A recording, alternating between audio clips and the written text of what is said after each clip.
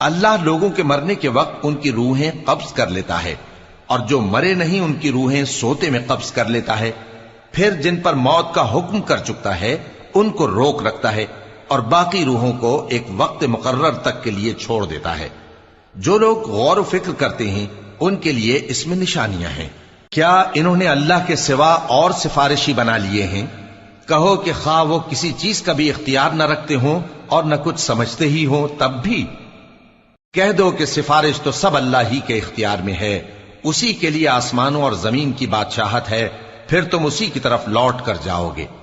اور جب ایک اکیلے اللہ کا ذکر کیا جاتا ہے تو جو لوگ آخرت پر ایمان نہیں رکھتے ان کے دل گھٹ جاتے ہیں، اور جب اللہ کے سوا اوروں کا ذکر کیا جاتا ہے تو فوراً خوش ہو جاتے ہیں۔